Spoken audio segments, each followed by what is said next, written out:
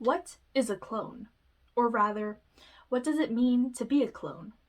We've all seen them, and they've become people we've loved.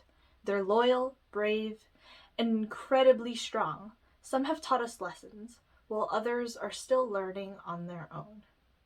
Minasan, konnichiwa. Welcome back to my channel. Wherever you are in the galaxy, I hope you enjoy your stay. Clones are more than merchandise, or, well, clones of Jango Fett.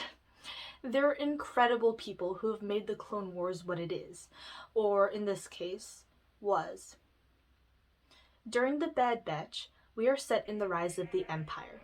It opens up with Order 66, where we have another bitter taste of despair and fear. The writers really love to torture us, don't they? In this time frame, Crosshair begins to change. I've noticed that a lot of people have been missing this, and that's because we never really did see much of the Bad Batch to begin with. The most we've had were those 4 episodes on 𝓬𝓾𝓸𝓽𝓪, where we really only see their stereotyped personalities, which is quite distasteful if you ask me. Obviously, that still does apply to the show The Bad Batch. Oh my gosh, The Bad Batch. Excuse me. I really do have high hopes for their character development, but as of now, it's still too early to judge what'll happen because we're only on the first 2 episodes of the series. Back in episode 1, after Order 66 is issued, Crosshair aims to kill little Caleb. He nearly does, but thankfully Hunter's there to stop him. What really sticks out is when Hunter asks, "What are you doing?" and Crosshair replies with a simple, "Following orders." Back in Season 7, none of the Bad Batch really do follow regulations, which is what makes them special. It's what makes them stand out as different from their brothers. Individuality. Noun. A total character peculiar to and distinguishing an individual from others. Separate and distinct. Merriam-Webster Dictionary. Among 200,000 brothers with 1 million more well on the way, individuality is everything for a clone. But what does Crosshair do in this instance? He follows orders to the T, perhaps for one of the first times in his life. Crosshair doesn't even know what the order is, yet he goes ahead and follows it anyway, running after Caleb and preparing to snipe him down in the trees.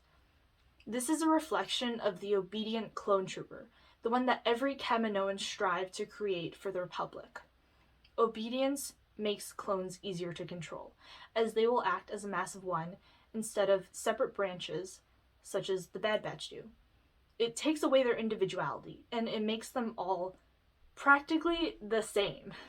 Clones are bred and raised and taught like soldiers all their lives. They aren't expected to be anything other than tools. Parental figures are not the norm either because they don't have parents. They don't have fathers or mothers like anyone else.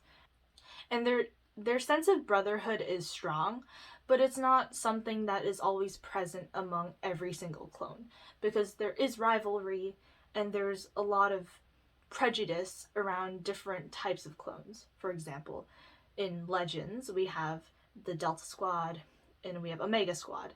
And in canon, we have the Bad Batch. Sergeant, why are you so certain no one is coming? We're just clones, sir. We're meant to be expendable. Not to me. That is the true tragedy of what it means to be a clone. You are taught that your life is worth nothing. That if someone needs to be sacrificed, it'll end up being you. Because, well, you're a clone. You're not meant to be anything more than that. You're not a person, just a clone, a piece of merchandise, a tool to be used for the Republic. It's an honor to die for the Republic, but in the end, did anyone really give the clones a choice?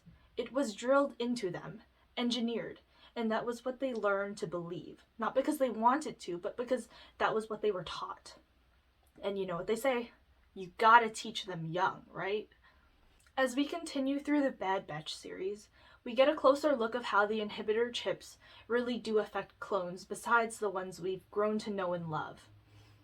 Although Tech does point out that no one responded to him in a different way, such as when he walked up to the shock troopers and asked what exactly was going on, we do get the lunch scene. After Wrecker throws his lunch tray, everyone gangs up together and fights. We know inhibitor chips do make clones more hostile, but what we also see is the regs fighting in a mass of one. There's no shouting. Well, not exactly distinctive. And there aren't any specific insults or pans to a single clone telling the Bad Batch, like, oh, you guys are terrible, why'd you start this? It's just regs against the Bad Batch and Omega. There's no camaraderie, no one to stand up and tell them that fighting each other is wrong. Just enemies and outsiders. Now let's skip on a bit to episode 2, and the whole Sergeant Hunter becomes Hunter 𝓬𝓘𝓼𝓽𝓪. If you didn't know, 𝓬𝓘𝓼 means father or papa in Mandoa. If you read Republic Commando, then you do know that. If you don't, go read it after you watch this video.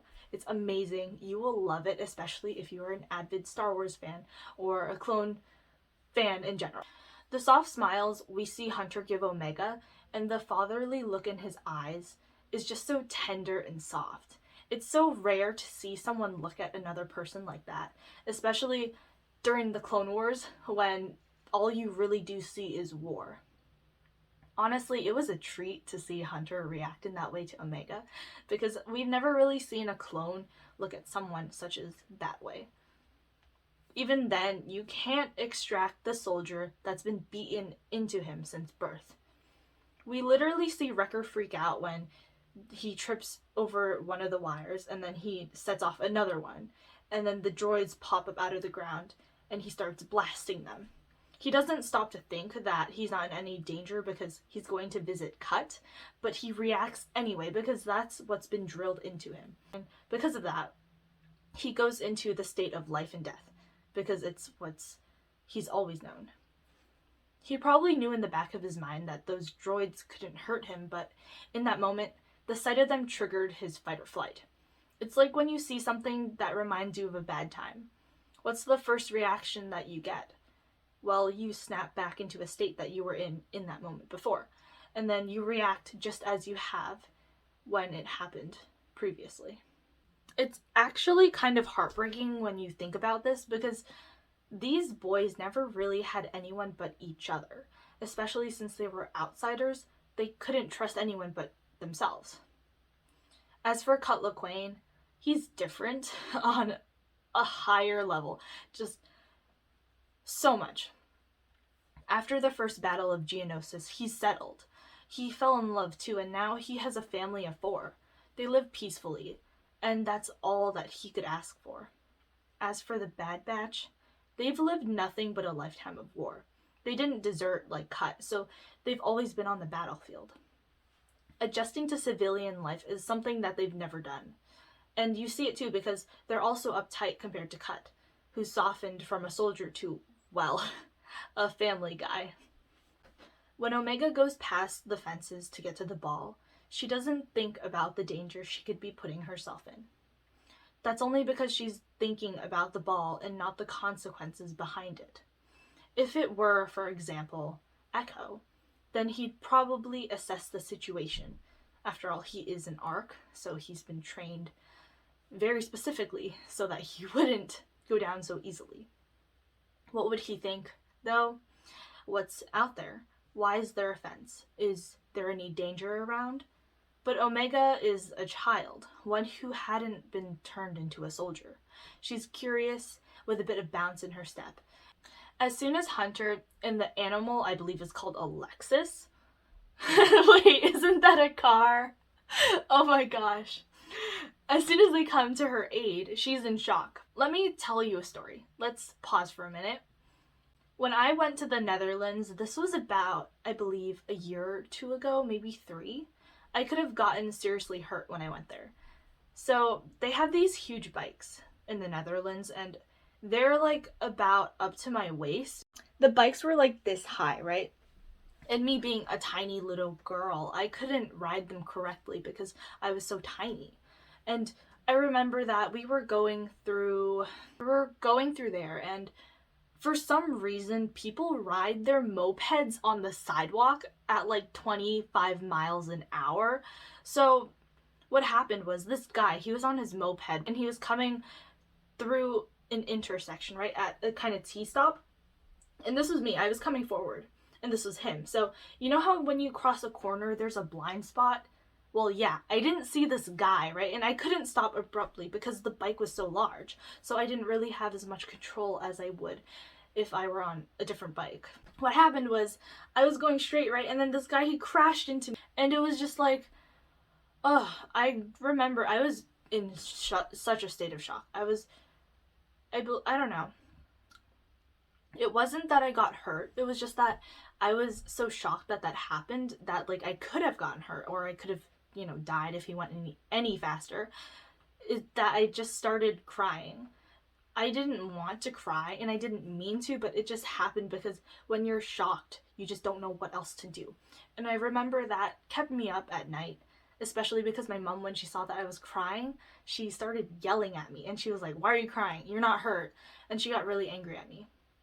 So I remember that night I went to bed and I was looking at my phone and I was searching for a reason as to why I was crying.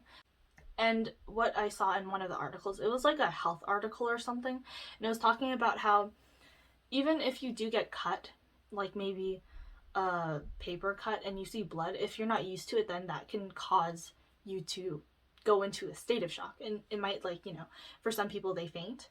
For me, I didn't faint, but like my first reaction was to cry because I was so shocked that something like that happened to me. In the instance with Omega, we do see her that she's close to crying almost. She curls in on herself and she looks so scared because she literally could have died. When a child is in that situation, or anyone for that matter, who hadn't had a life or death experience or a situation like that, the first emotion will be shock. Why? Because you could have died, obviously. We see it too on Omega's face. But what Hunter does is he begins to raise his voice. And then there's that sense of betrayal on Omega's face. Not because if someone cares about you, you expect them to probably, at least I hope, give you a hug or like ask if you're okay, but Hunter does not.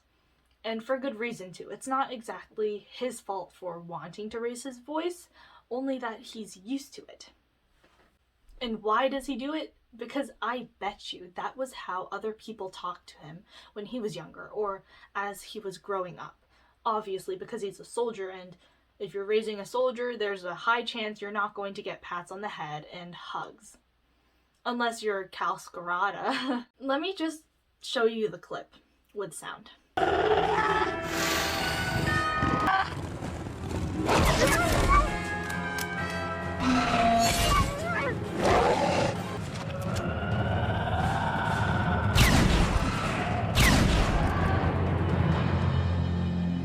What were you doing out there? Do you realize you could have been killed? Easy. She's not a soldier. Are you hurt? Oh, let's take a look here. I'm sorry. I was trying to get the ball. I didn't know. So let's backtrack to the central point.